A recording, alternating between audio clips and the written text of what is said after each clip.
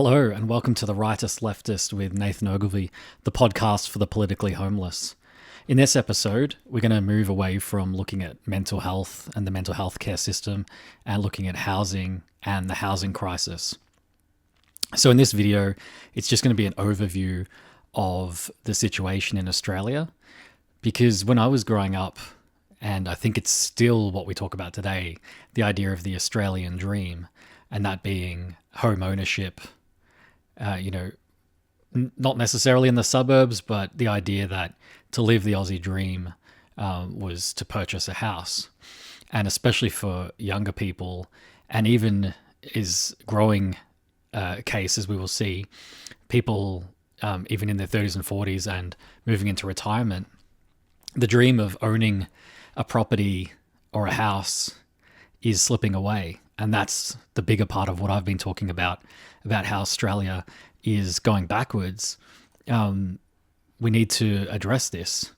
And what I'm wanting to look at today is just the basics of the problem that we're in. I will disclose I am a homeowner myself. I got very lucky. My partner at the time, my fiance, now wife, purchased a house together. We saved up a lot and got it just before prices went way up over COVID.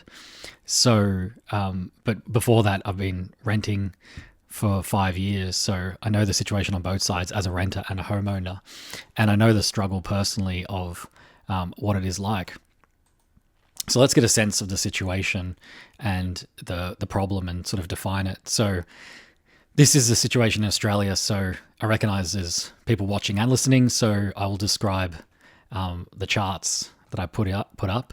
So at the moment in Australia, this was from the 2021 census, and some of these numbers are even worse. And by definition of worse is more renters and less homeowners. That's how I'm defining it.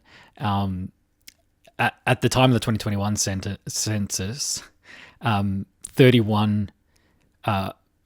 about 31% of people were renting, and 31% were owners outright, which means they fully own their home, and then 35 people owned a home but with a mortgage. So it's roughly equal split between, so about 66, so 2/3 of the population roughly are some form of homeowners, and then a third are renters.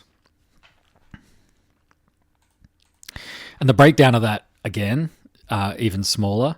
And this is over time, this one. So the graph goes back to 1994 to 95, which I think is good. That's pretty much a 30-year spread. It only goes up to 2020, and a lot of these numbers have gotten worse since then. But this is the latest information that the ABS has posted. But I'm going to talk a lot more about the current situation and how what I'm saying is capitalism is spiraling out of control, that fewer and fewer people are owning all the properties and more people are being pushed into situations where they're having to rent. So here, as you can see, the home ownership in about 1996, it's where it peaked of people owning their home outright, nearly 45%. And then it took slowly over those, in this graph, the 25 years, but down to about 30% of people. And then the owners with a mortgage rose. It overtook in about 2004. That's when they were roughly equal at about 35%. And now there's much more owners with a mortgage at about 36%, over the 30% that own their home outright. And the thing that I want to point to, and I guess the people that I'm speaking to, I mean, I definitely speak to homeowners because being one, you're not immune to the cost of living just because you own a home.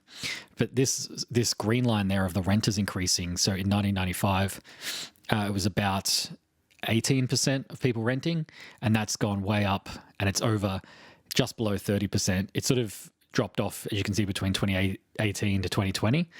But through COVID, that number's picked up again, and it's about 33% people renting now.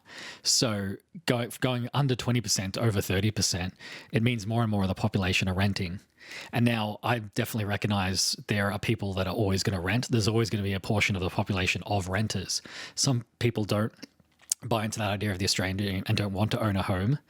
But I think we've got to be realistic, and a lot of those renters would own a home if they could, and if they had the economic opportunities, and if the government and the systems in Australia were restructured through all the ways that we're talking about, more people would choose to own homes if the system would allow them and the housing wasn't hogged by a small number of people, which we'll get to.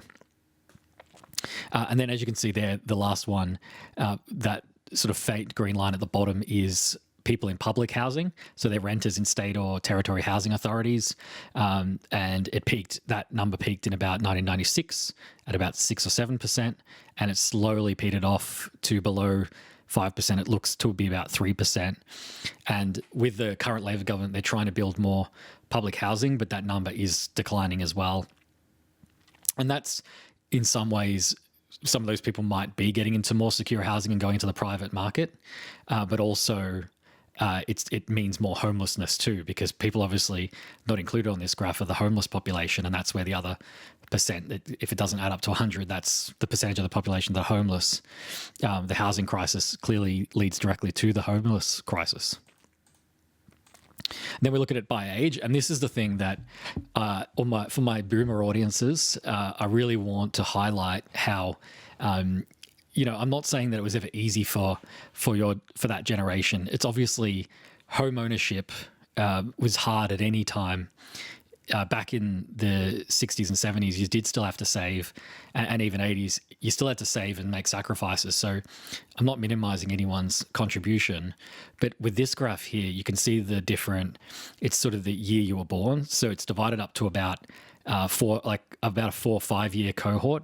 So if you can see there, then the graph shows those people that age. So one thing that's really clear just from looking at that is the older you get, the higher percentage you have towards home ownership. And as you can see, people born 1947 to 51, it's 80% home ownership by the time they were in their 60s. And that's a very steady number. But as you can see, as the generations go, and for, I'm looking at the 30 to 34 year olds, and my generation, I'm there, born in 92, we're only one dot at the moment. My generation, the ones born in the 90s, early 90s, it's about, when we're 30 to 34, under 50% home ownership. But if you were born 1947 to 51, it was nearly 70%. It's about 68% home ownership. So the home ownership, as each cohort goes along, gets lower and lower. And it's getting worse. As you can see there, the first dot for people around my age, home ownership between 25 to 29 is about 37%. Now, there are a lot of reasons for this, like the economy. People are staying at university longer or living with their parents for longer and taking longer to get into the workforce with full-time work. So there's definitely those individual differences that, if you want to say it, we could say it's a lazier generation or less focused on work. I'm sure there's some truth to that. But it is also much harder, and the generations are starting to check out more from the economy because they don't want to show up to a workplace and make someone else rich. We understand, I'm a capitalist. I do understand that business owners are going to take the risk, so they'll make the profit. But if workers aren't getting fairly paid and fairly treated, they're going to check out of the economy, and that's going to have these spillover effects. Also, it being harder to find work, people taking longer to find work with things like AI taking away jobs. Like, we're going to look at ANZ cutting 3,500 jobs. The workforce is so much harder for younger people to be able to get a secure job, to be able to even get a mortgage to buy a house, that these numbers are slipping backwards. It's even worse. We just touched on there with Indigenous or First Nations people home ownership, even back. So those born in 47 to 51, it was about 60% home ownership. And now the next generation, born 87 to 91, and obviously, so they're in about their 30 to 34, it's less than 40%. It's about 35% home ownership. Whereas their generations, it was a bit lower when they were younger. And then as they've gotten older, they've been able to get more opportunities. So there are some changes to the trend for First Nations people, but still way lower than the general population. This one's an interesting graph. It shows our renters by age. And as you can see, under 35s. So if you're an older person over, I think you've got 60, 65, their rates are below 20%. from 2020, but under 35s, it was creeping up to 70%. It's gone up and down over the years, but I think through COVID, the last 5 years as well, it's shot up again, and it's somewhere around 70% or even more. So the youth renting is a huge thing, and this is where I think the Greens talk to those people. I'm on the mailing list for all the different political parties, so I can see what's going on, and they're definitely talking. The Greens are definitely talking to renters. They've cornered that sort of section of the population. But what I would love to see is those people under 35, if they want to own a home and check back into the economy, how can we support those people? Then by employment as well, as you can see, there's a huge spike. It goes up and down rapidly, probably related to things like homelessness, and because on the census you have to be in a certain house. So I think that trend line is related to issues of unemployed people filling out the census information. But you can see they're way higher, around 60 to 65% renting if you're unemployed. And then if you're employed or not in the labour force, which can be many different reasons like disability and things like that, they're around 30% roughly. And the last thing we're going to finish on the chart to look at as well is the different sort of lifestyle or the household makeup of people who are renting. And as you can see there, single parents and dependents, so that's like the children of single parents, make up a huge amount of the rental market of about 60%. So, and that's not of 60% of the market, that's 60% of single parents or dependents are renting. And then lone people, so single people living on their own, that's about 40% of them are renting. And then you've got different groups and families, and obviously with couples with children or couples only very close, both at about 25% to 26% renting.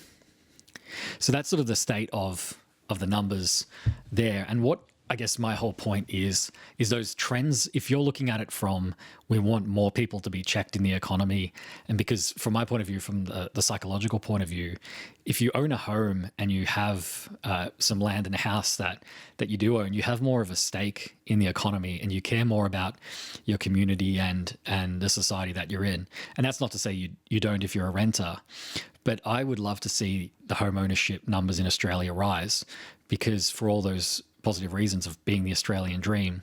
And I think what we're going to look at in the next two videos and unpack, and I'm hoping to talk to some everyday Aussies and experts about this, is, again, I think this is by design, that there are these a lot of societal problems like these mega landlords who own 150 houses hogging all the supply, and how we can make the system more fair. So if you want to own a home, if you're a young person that wants to get into the housing market and own a home, how we can make that easier. Because I know Labor is trying. They've got the 5% deposit thing. But again, like a lot of Labor policies, it's just a small little change. It doesn't really get to the heart of the issue. And it puts a lot of debt burden on a person taking 95% debt on a house. It's going to take them a long time to pay that off, and they'll be very financially stretched. So it's a solution, but it's definitely not the best one, or the one that actually helps everyday Aussies. And, that's my whole thing. So check out the next couple of videos in the series on the housing crisis. My name is Nathan Ogilvie. This podcast is The Rightest Leftist. Like, comment, subscribe, and all that good stuff. And we will talk again soon.